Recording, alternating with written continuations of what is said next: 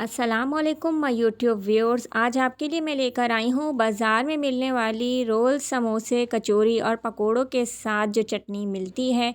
आज वो रेसिपी हम ट्राई करेंगे घर पर। तो ये मज़ेदार सी रेसिपी आप घर पे कैसे तैयार कर सकते हैं। बहुत ही खट्टी मीठी सी और बहुत ही मज़ेदार सी चटनी। बाज़ार से मिलने वाली चटनी को आप घर पे तैयार कर सकते हैं बहुत ही कम इंग्रेडिएंट्स के साथ। तो उम्मीद करती हूँ आपको ये आज की वीडियो भी ज़रूर पसंद आएगी। तो चलिए बिस्मिल्लाह कर लेते हैं और चलते हैं मेकिंग की तरफ।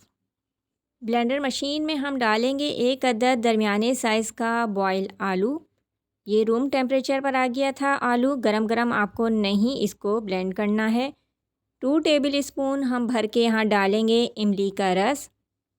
शामिल करेंगे आप कुछ मसाले। लाल मिर्च powder half tea spoon, 1/4 teaspoon कुटी लाल मिर्च, सफ़ेद ज़ीरा हाफ़ टी स्पून, हल्दी 1 चुटकी, chaat masala half tea spoon, कुटा धनिया हमने डाला है हाफ़ टी स्पून, जर्दे का रंग 1 चुटकी, टाटरी 1/4 टीस्पून, नमक हाफ़ टी स्पून डाला है, आप अपने टेस्ट के मुताबिक डाल सकते हैं। शक्कर 1 टीस्पून, कॉर्नफ्लोर हमने डाला है हाफ़ टी स्पून।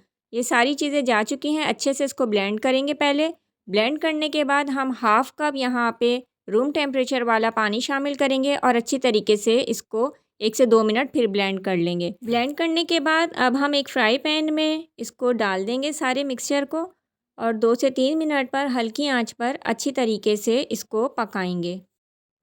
फ्लेम आपको लो ही रखनी है, हाई फ्लेम पे इसको नहीं पकाना है। बहुत ही मज़ेदार चटनी बनती है ये आलू की, जो कि आप रोल, समोसे, कचौरी या फिर पकोड़ों के साथ इसको ट्राई कर सकते हैं। इस रेसिपी को आप ज़रूर ट्राई कीजिएगा क्योंकि इससे बिल्कुल एक डिफरेंट टेस्ट आपको मिलेगा आपके पकोड़ों और समोसों के साथ। तो बाज़ार में मिलने वाली ये चटनी बहुत ही ज़बरदस्त लगती है और देखें कितने कम मसाले से ही आप इसको घर पे ट्राई कर सकते हैं। अब हम इसको एक बाउल में शिफ्ट कर रहे हैं और ये फ़ाइनल लुक आप इसका देख सकते हैं। बहुत ही मज़ेदार बनती है। उम्मीद करती हूँ आपको आज की रेसिपी पसंद आएगी। इसका प्यारा सा फीडबैक दीजिएगा। अल्लाह हाफ़िज़।